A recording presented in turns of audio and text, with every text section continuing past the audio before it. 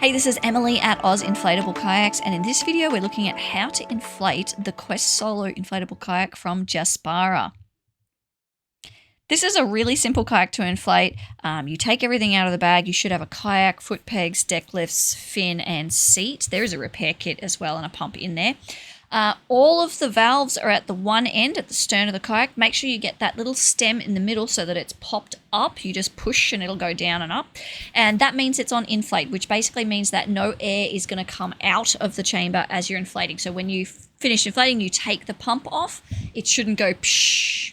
I like to start with the floor, which is 10 psi, so that I can install the foot pegs without the side chambers being inflated. You can install the foot pegs with the side chambers inflated. It's just a bit harder. It's a bit stiffer. The foot pegs, I should note, are optional as well. If you don't brace your feet when you paddle, you don't have to put them in. The seat is not optional. You'll need to clip that in at the front. The rear clips actually just stop the seat falling forwards, so that's optional. I would take some time the first time you use this kayak to get the seat as far forward as you can. So really tighten those front straps and loosen the back straps. You can always sort of shuffle it back in the water if you need to, because the further forwards you are, the better this bow shaping is going to work to help you track straight in the water. It's worth taking that time.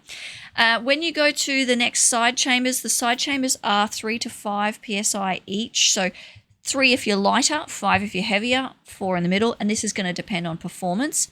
There's a splash guard at the front.